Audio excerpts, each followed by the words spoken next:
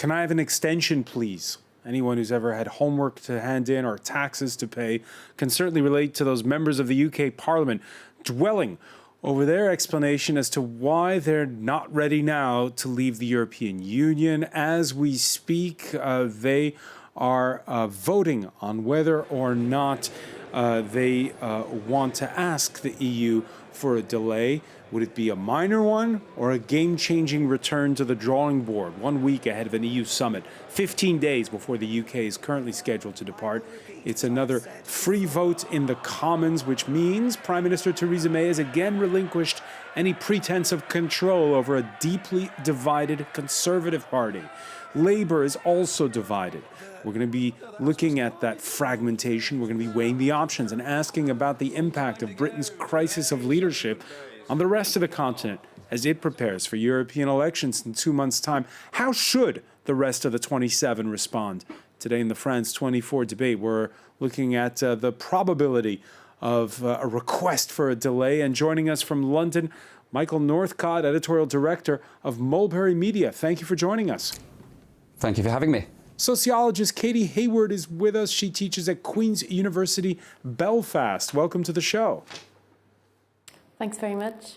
France 24 Europe editor Catherine Nicholson joins us as well. We can show you the live pictures from the House of Commons right now, where lawmakers have gone to cast their votes.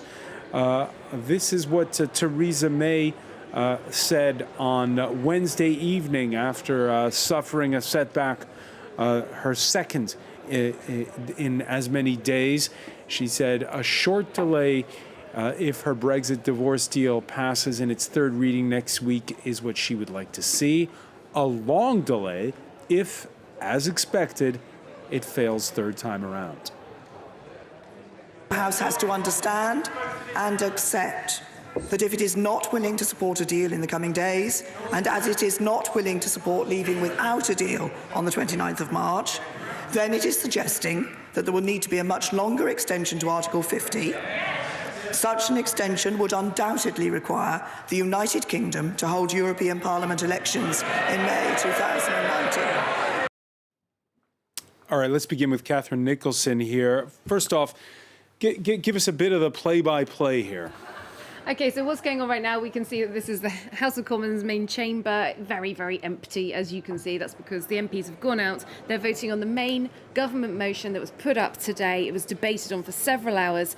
It has been unamended. All of the amendments were rejected. So what it is, it's saying that the government will seek to agree with the European Union, very important, an extension of the Brexit process. It will ask for a one-off extension. This will be a time-limited extension, and it will not be very long. It says it's for a period ending on the 30th of June of this year, and it specifies the purpose. The purpose of this extension is specifically in order to pass the necessary EU exit legislation. It also issues a bit of a warning to MPs, saying that if the UK is a member of the EU beyond the 30th of June, it would be required to hold European Parliament elections, which are already, campaigning's well underway, for the end of May. Specifically, why they're saying June the 30th is because the following day the European Parliament reconvenes. If the UK is still a member, it is legally obliged to have elected MEPs. So let's go back to the words we heard from Theresa May last night. She wants her deal, once again, put up for a vote next, what is it, Monday or Tuesday? We're not quite sure. Penciled in for Tuesday, but not certain because it's pending this. Right. And if that's rejected, and it probably will be, they lost by 149 votes, what was it, 2 days ago, right? Then what? Does she still want a June 30th deadline for leaving the European Union? Well, okay, so what the idea is here is that even if this meaningful vote penciled in for Tuesday is rejected once again, what I understand is that Theresa May is going to continue to seek tweaks to the legal advice. I'm sure you remember a couple of days ago we had the legal advice on this joint instrument that Theresa May kind of managed to draw up with the EU leaders. That was talking about an arbitration panel that would give the UK a means of getting out of the backstop if it wanted to try and do that. We had this all-important legal advice from Geoffrey Cox, the Attorney General, which was deemed not to have been strong enough for, crucially, the hard Brexit Brexit ERG group and those 10 Northern Irish MPs from the DUP, a Democratic Unionist Party, they said, no, we still think that we could be trapped in this backstop situation indefinitely. That would give Northern Ireland a different status from the rest of the UK. We're not accepting this. So it would be about Theresa May looking for tweaks. And I think because of this being a one-off extension with this time limit, adding more time pressure on MPs, bringing back the spectre potentially of no deal. Right. So the clock right now is still ticking. Want to say hello to Lex Paulson, who's been listening intently. Lex Paulson, political scientist who teaches at the French Political Science Institute, Sciences Po. Good to be with you. Thanks for being with us. Michael Northcott, let's face it, it's a little bit confusing for us on this side of the English Channel. Are you able to keep track, to keep score when you see all these different, when this flurry of amendments? What's the big deal here? Well, it's been changing minute to minute, even while I've been setting up in the studio here. So, I mean, I've probably missed some developments sitting in this dark room. I have to say, if, you know, I'm a bit of a student of Brexit in terms of the news. I'm a junkie for it. And if I'm not understanding what's going on, then, you know, I know lots of my sort of colleagues won't be, friends won't be, and the wider public. If you're not paying a lot of attention to the developments, then I don't understand how they can condense it into a news bulletin in the evening. It's pretty confusing. It's pretty confusing. Michael, at this point in time, again, we're just guessing because we're waiting, and we can show those live images again of the parliamentarians who are slowly making their way back for that vote on whether or not to ask for a delay. At this point in time, how is it looking for Theresa May's plan? Because it does seem, as Catherine was hinting a moment ago, like the plan is still to run the clock down as much as possible and to pressure MPs at the last minute to accept her deal. I don't think there is a huge appetite really across the House of Commons for a no-deal situation, not least because there's been so much in the media, and it's been sort of the hysteria has been intensifying as the days have rolled on. So I don't think the appetite is there, and so I think her strategy probably is, yeah, if we can get close enough to that deadline, then MPs will eventually panic and vote it through. I mean, the fact that she's kept it on the table, even after it's suffered 2 defeats already, she's there saying, you know, I'm going to just run this again next week. And even when the European Union have said themselves, we're not going to be making any more amendments, we're not going to be negotiating this any further, that's the deal, take it or leave it. For her to say, I'm running this again next week, having just lost, means I think, yes, her strategy is to run down that clock, and she may well succeed with that. Yeah, we're seeing, and I'll put it to you, Katie Hayward, we're seeing some change from the other side of the channel. Earlier, the president of the European Council, Donald Tusk, tweeting that during his consultations ahead of next week's European Council summit, he's going to be appealing to the EU27 to be open to a long extension if the UK finds it necessary to rethink its Brexit strategy and build consensus around it. What are your thoughts? Yes, it's interesting because that could play in the hands of Theresa May in many ways, because some of the fears of hardline Brexiteers is that actually coming back with a meaningful vote and possibly getting it voted down would mean that there may well be no Brexit. This is something, of course, that many in the Tory party, particularly in the ERG, the European Research Group, which has really campaigned hard for a hard Brexit, they would be most fearful of that.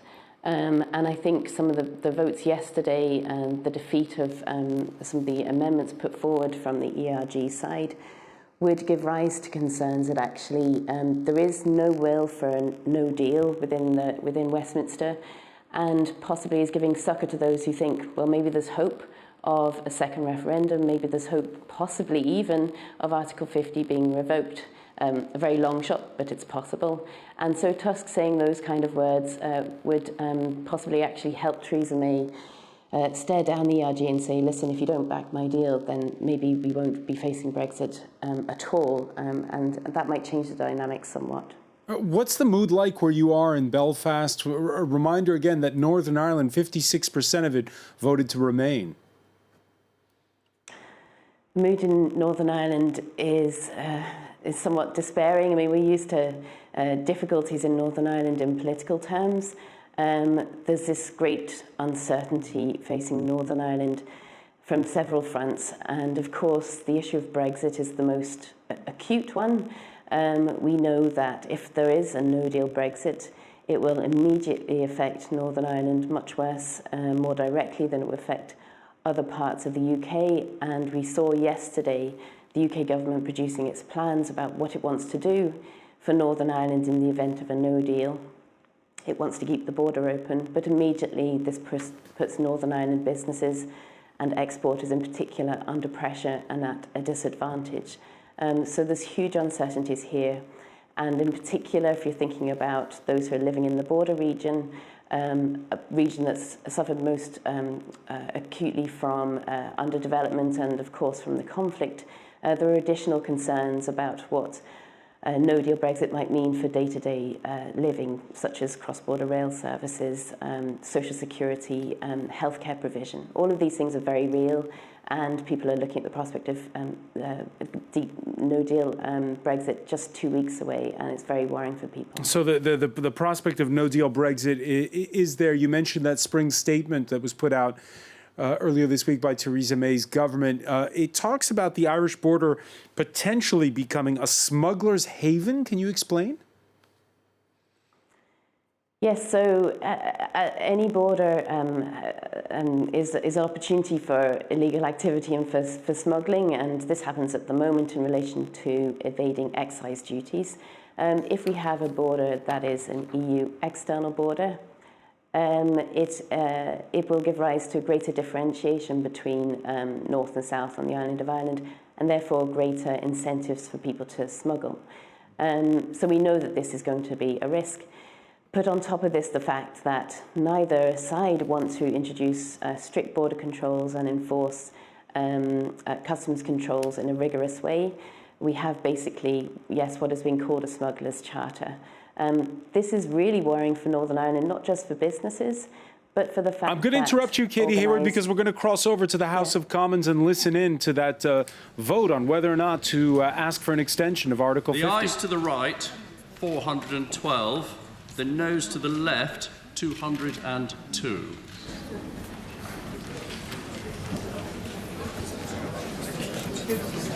Thank you. The ayes to the right, 412. The noes to the left, 202. So the ayes have it. The ayes have it. Unlock. Order. Through Nicholson. We're into extra time then, or possibly. I mean, this is about requesting extra time for the European Union. It isn't a given. It's not just something that the UK Parliament votes on and gets automatically, but that request will be made according to this motion, and I would personally assume that the EU would accept that. Let's listen now a little bit to Jeremy Corbyn, the leader of the opposition. We've begun to hold meetings with members across the House to find a consensus and a compromise that meets the needs of this country. But the last few days have also put a responsibility on the Prime Minister. Right. First, to publicly accept that both her deal and no deal are simply no longer viable options. And secondly, to bring forward the necessary legislation to amend the exit date of the 29th of March.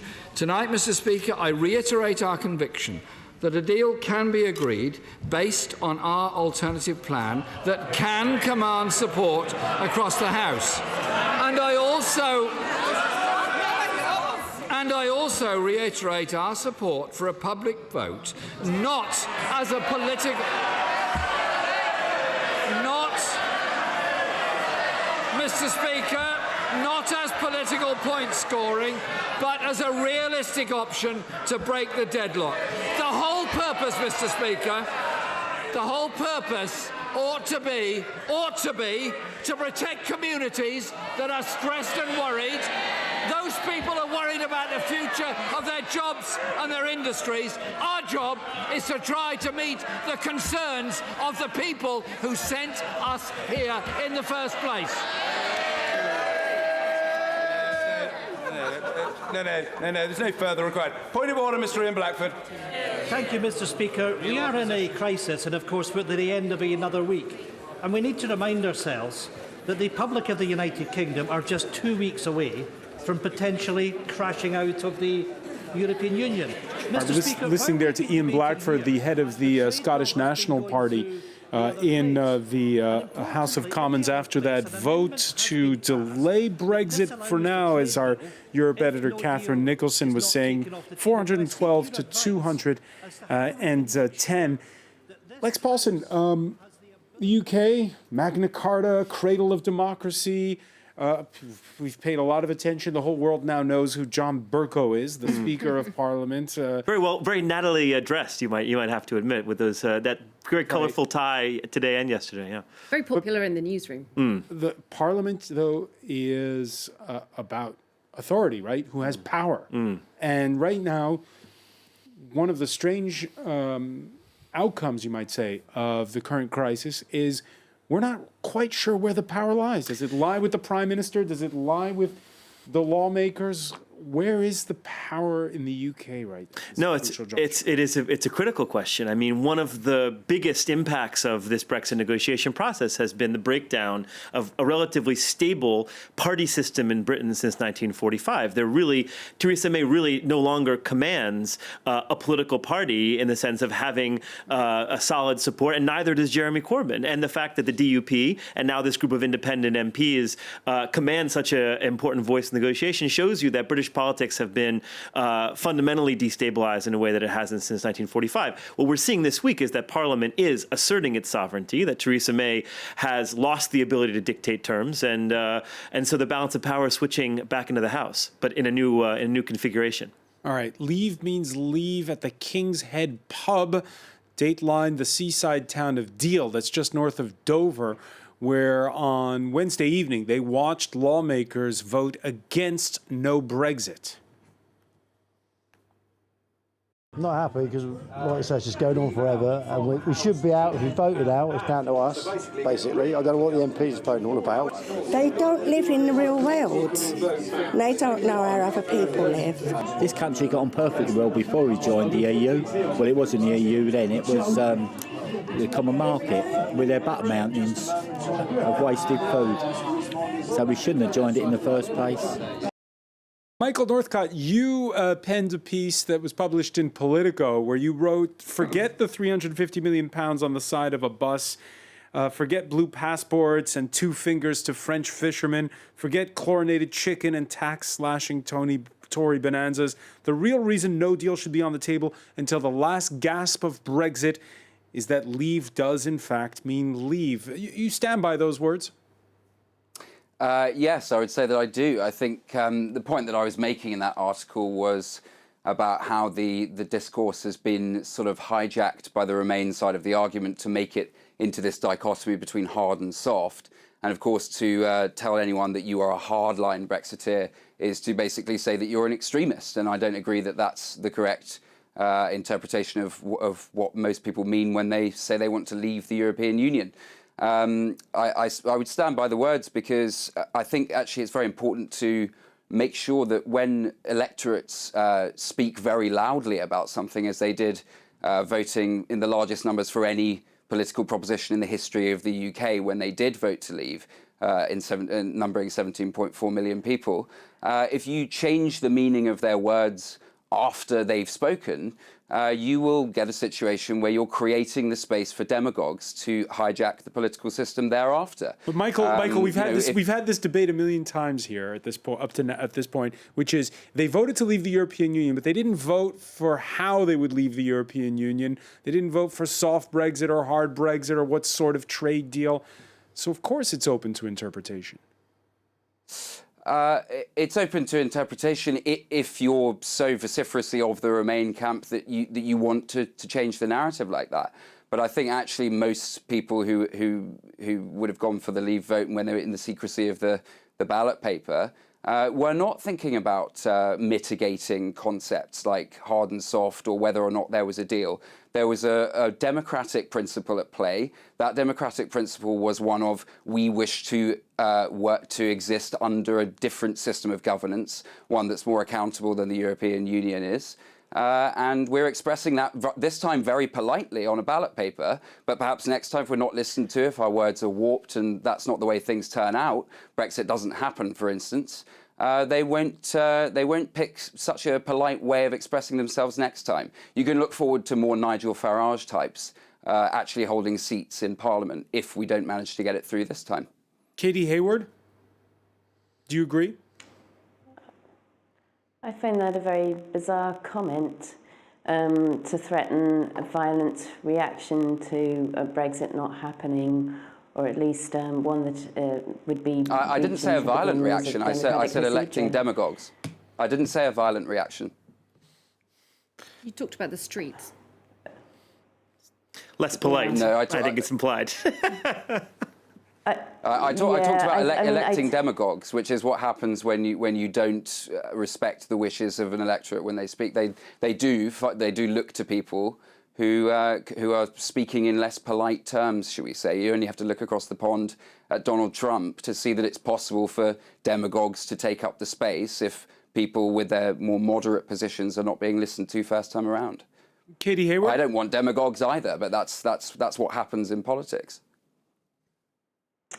I think there's a worry here, and there's a fundamental issue around the question of truth and fact. And one thing that is quite clear is that we have never had a serious, informed discussion about what Brexit actually means. And I know that sounds extraordinary at this time, but I think this is partly why we've had this debate around the backstop, because it's the only point at which the realities of Brexit and the difficult decisions that have to be made around borders are having to be faced.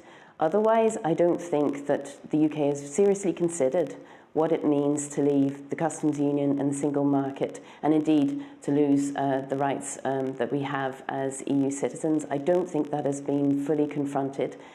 Too much of the debate has remained rhetorical and hyperbolic, and we've never properly faced it, except in Northern Ireland. When it comes to the border, we're having to face those realities in a very acute way, and that is why people are so anxious and concerned here. And talking about demagogues and about the possibility of on-street disruption, should we say, is something that we're very familiar with here, and all the more reason why we need to approach this in a calm and informed manner. I think what I'm saying is that the calm and well, perhaps not informed. That's, I think, up for debate generally on both sides. But I think what I'm talking about when I say that it needs to be listened to first time around or enacted properly is because you want to avoid exactly that scenario. I'm saying if the vote is not honoured in a way that the sort of large majority of the population believe it has been honoured, that creates the space for more distasteful political figures. So I'm not calling for anything. I'm not saying that that's the direction I would like to see anything go in. I'm saying you don't leave the space open to people who might not have, savoury ideas. There's a very simple principle that we like to use in the academy called the principle of non-contradiction, meaning you can't want two things that fundamentally conflict. And it's easy to say Brexit means Brexit. Okay, that means we pull out of the customs union. And it's also easy to say, but we can't accept a border in Ireland, or we can't accept a border in the Irish Sea.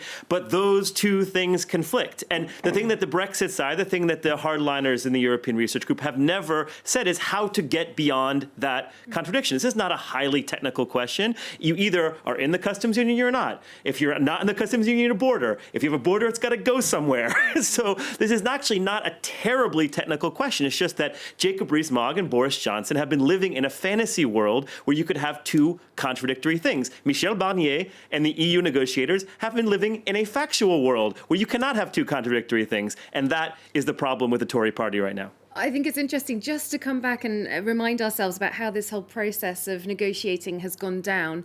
Theresa May, once she actually gave that Article 50 notification, the European Commission published their sort of negotiating red lines and priorities 2 days afterwards, I think. It took the British government until last summer, with the whole Chequers situation, to come up with a text that they were putting to the EU as their definitive plan. We know that there was a lot of sort of debate within the Tory party on this.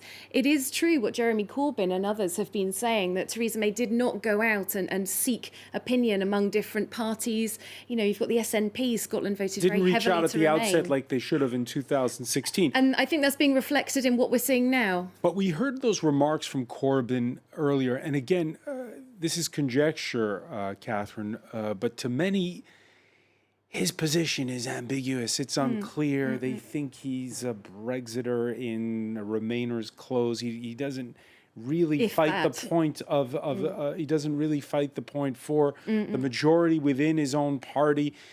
There seems to be this sort of crisis where everybody's good at saying, and you were saying it yourself, good at saying what they don't want and have a hard time formulating what they do want going forward. Well, I think perhaps it does come back to the situation where, unfortunately, I disagree with our guest. It was not clear on June 23rd exactly what kind of exit people were voting for. It was, do you want to leave the EU or do you want to stay in the EU? There are 1,000 flavours of Brexit possible. That is just a fact. And there was no version of Brexit being put forward on that day. And people voted for different reasons. We've seen that within the Parliament, people wanting different kinds of Brexit now. Jeremy Corbyn espousing this stay in the single market and customs union sort of a Brexit.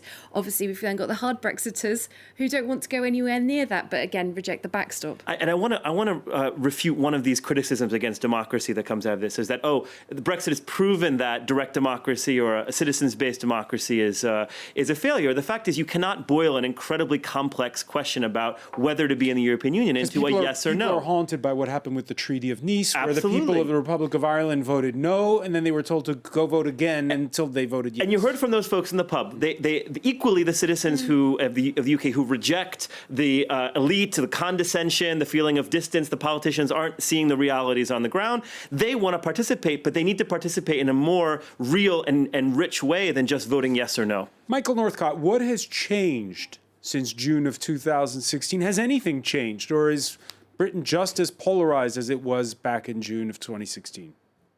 I think people have more or less sort of calcified into whatever position they took at that time. I think there's really, the positions are diametrically opposed. I mean, you get shades of grey actually in the House of Commons with people who would, like to stay in the customs union or not, and there exists a spectrum there. But I think in the public conversation, there's just exasperation with how things are going. But I don't see that many people have really changed their mind. I think actually the only thing that has probably changed is that Remainers are probably managing to swing the balance a bit better than they were, because now we're witnessing a situation where the Prime Minister who made it her mission to say, I will honour the result of the referendum, finds herself completely powerless, not in the face of the majority of Brexiteers in Parliament, but actually in the face of Remainers from all parties whose objective is to make it not happen. But hang on, she's getting it from both sides, Theresa May. She's got hard Brexiters and she's got Remainers within her cabinet, and they've both been undermining. They've been undermining her from both sides, even this very week.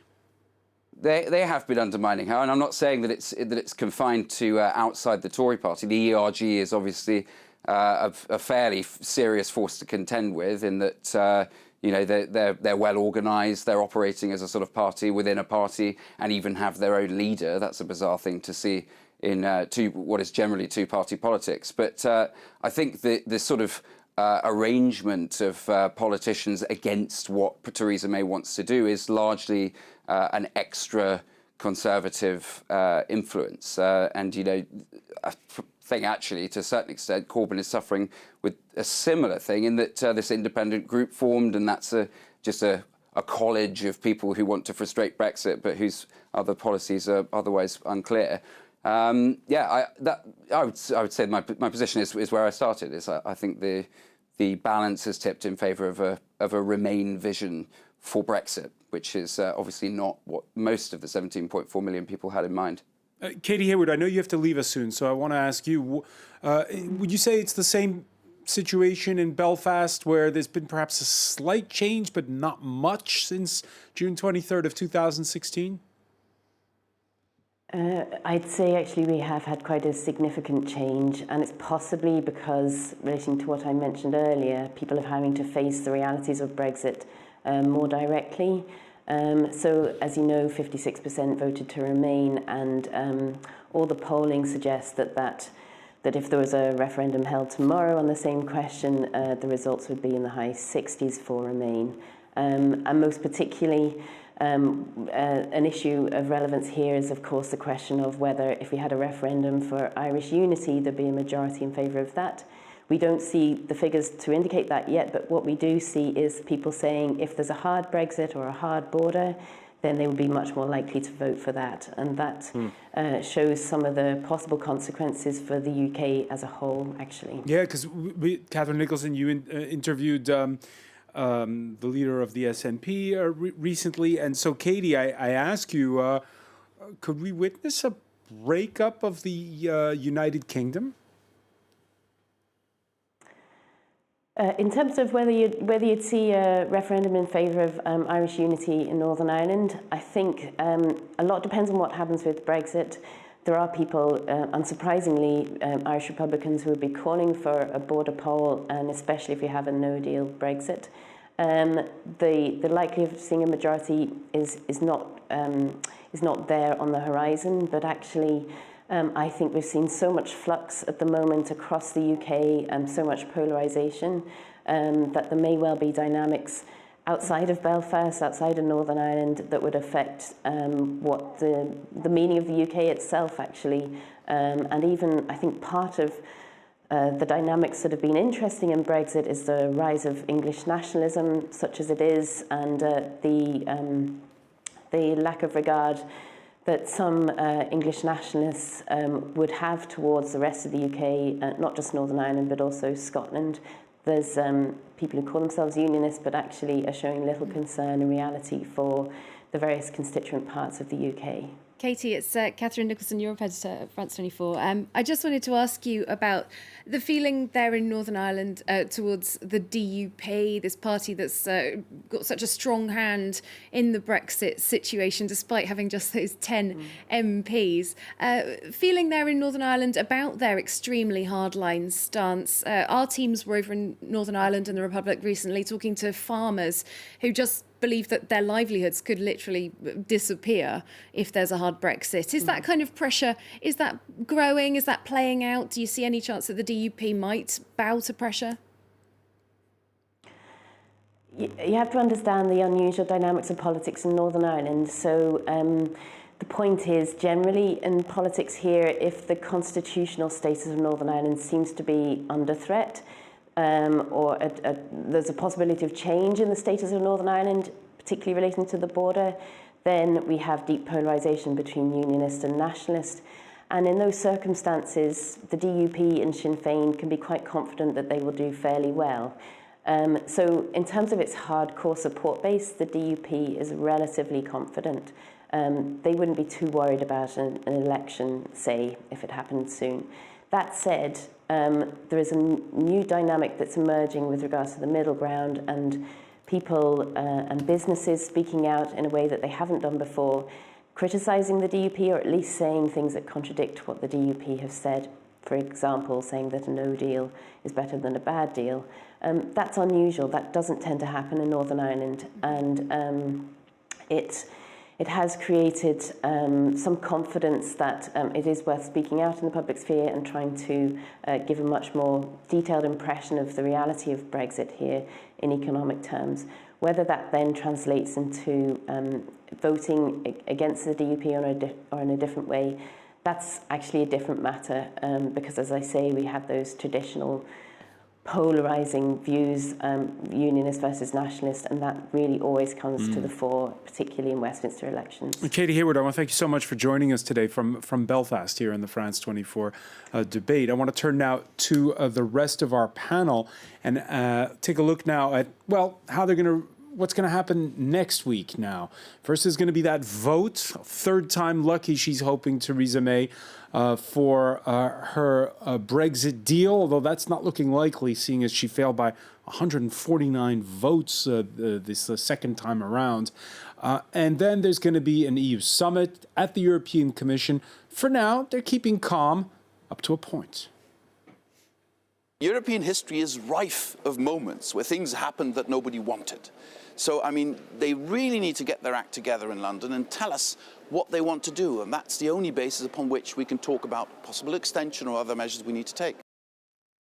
Lex Paulsen, history is full of surprises. Full of surprises, and Timmerman makes who's a candidate for the European Commission chair, makes a decisive point. World War I was the classic example of a situation that countries had locked themselves through a series of alliances into a series of terrible choices. Now, unfortunately for Theresa May, she has to somehow bridge a gap between those in her own party who wanted a fantastical ending, a contradictory and incoherent resolution to this Brexit process that the Europeans were never going to agree with. And frankly, because only 4% of EU 27 imports come from the UK, but 53% of UK exports go to the EU, they've been able to, the EU has been able to keep their leverage in this process, which means that they're not going to concede to a fantasy when they don't have to. Markets for now think that things are looking up. The pound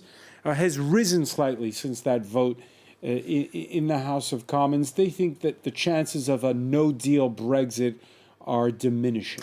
And you saw two important things in the last 24 hours. The first was this Spellman amendment that was tabled yesterday, which said that not only could we not have a no deal, not only do we vote against a no deal on March 29th, we vote against no deal ever happening. So eliminating the possibility of a hard Brexit, and that passed by 43 votes. So that was a surprise. And Theresa May did not want that vote to pass. She went from taking a free vote to what's called a three-line whip, meaning that Tories who voted against her threatened losing their seats. What did that mean? It means that the odds of a no-deal Brexit has gone way down. That's good for the markets. But the only way to achieve something not a hard Brexit would be to have a longer extension. This short-term technical fix is not going to solve the problems at the Irish border that the hard Brexiters want. And so really what we're looking at is a 18-month to 2-year extension. 18-month, 2 years. Michael Northcott, you take the point?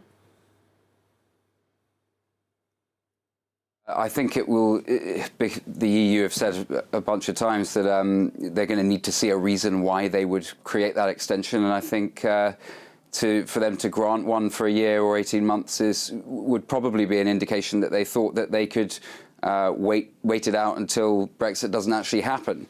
If public mood hardens against what's going on in the Commons or however the negotiations are appearing to pan out, then that there will be a process by which probably the British public start to give up on it, get sick of it, and say, "Oh, it's probably better that we stay in." So I think that's probably why the people's vote didn't the vote today on whether or not to have a second referendum was considered by some people too early. Because they wanted to wait until we got to a situation where the EU was saying, well, here's a deal which is better for you to stay in, or something along those lines. So, yeah, I think that extension is likely because it's likely that the EU will see that as a possible way for the UK to make its way back into the European Union over that time period. I can't see why else they would allow it if they still thought that we were going to leave. All right, so anything is still possible at this point, Catherine Nicholson. Including, and you heard Theresa May say it, the possibility that the UK would field candidates in next May's European elections. What's the likelihood of that? Well, if the UK is still a member of the EU beyond June the 30th, then the UK... The election's in May, though, so right? So that's right, but yeah, we're talking about an extension to June the 30th in terms of the motion. So yes, the election's May 23rd to 26th. Britain would vote on the 23rd, the Thursday. And yes, as a member of the European Union, there is a right and a responsibility to hold European elections. It's not an optional thing, it's part of being a member. So yes, absolutely.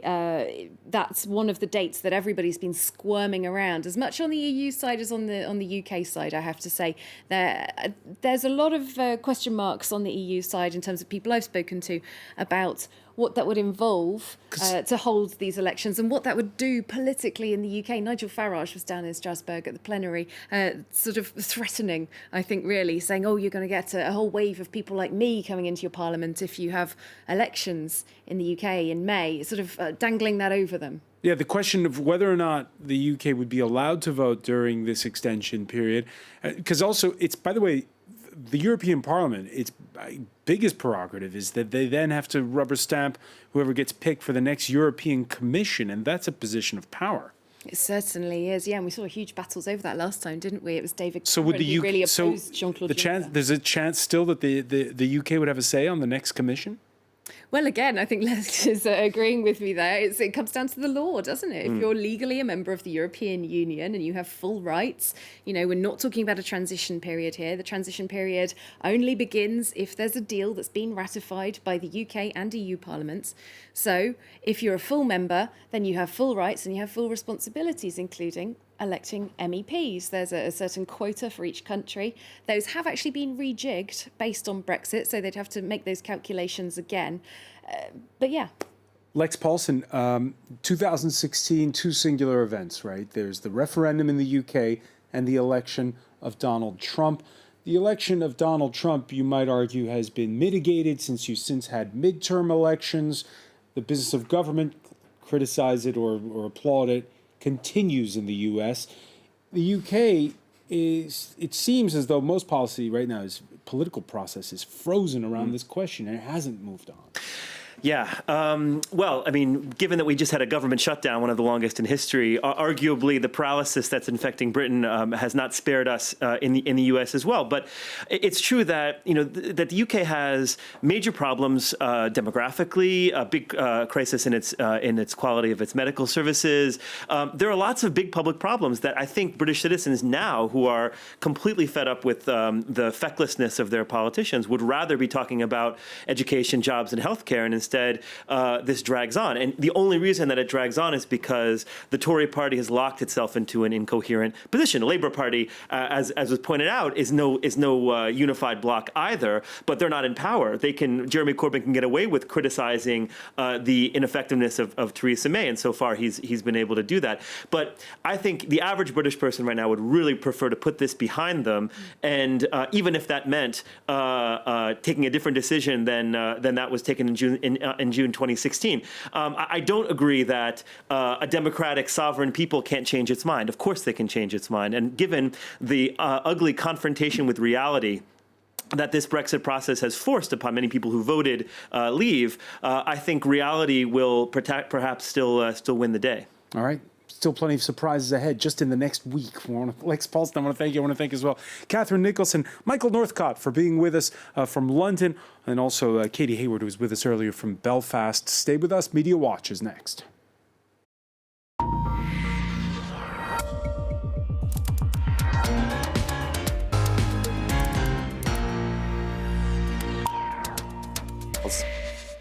And we say hello to James Creedon. Hi, Francois. I've been raking through the buzz. Let's start with a couple of reactions from Europe, from mainland Europe, about what's going on. Alors, ça Brexit ou pas? And we have Mr. Bean here, I suppose, a symbol of Britain for I mean, well before Brexit, you know, and he's being brought out again to sort of symbolise the current travails. That's a tremendous. He's kind of great. Right. And my favourite comment of the evening: the British are the gilets jaunes of Europe. That's kind of that's blending two stories that I think perhaps should not be blended. No, but what they're saying is, I suppose, that the gilets jaunes have been accused of indecision, not knowing what they exactly are asking, and I suppose some would accuse the Commons debates of kind of having similar aspects. In any case, just a quick whip through what we've been seeing coming in just in the last half hour or so. This is the Westminster website, which I wasn't so familiar with until this evening. Parliament votes for government motion to delay Brexit. What else do we have? There is that whole debate that you touched on earlier about whether or not British MEPs will have to be voted in the May European elections. And there was one comment from the British Advocate General at the European Court of Justice, who seems to think that British elections, that she thinks that perhaps there'll be a way out of that we'll have to wait and see. I suppose these are the questions that will have to be resolved. Michel Barnier has replied on social media, on Twitter, to this evening's vote, basically striking the same tone he's been striking for a number of days, which is not particularly accommodating. Determined to defend EU interests and to build an ambitious EU-UK future relation as soon as possible, calm and respectful of the procedures. So it's hardly, I suppose, right, it's hardly hopping. Struggling to stay calm in Strasbourg. That's it. Really? Definitely a little tetchiness. Okay. Now, what I have to say I admire a lot is the skillful synthesis of journalists such as Catherine Nicholson on social media, trying to sum up what is going on in one of the most complex parliamentary procedures in memory. And I just selected a few that I think kind of sum up the difficulty in that task. Jonathan Healy here. So Britain no longer wants to leave on March 29th. Europe may or may not agree. We don't know how long Britain wants to extend for, although I think we do know. And Labour wants a second vote, having voted against it an hour ago. Jesus wept. There you go. Bring religion. Right, right. Well, if in doubt. Kate McCann of Sky, this was yesterday evening. So if you wanted to vote against a no-deal Brexit, you'd vote for the Prime Minister's motion tonight, except the motion also reaffirms no deal is the legal default, so you'd vote against.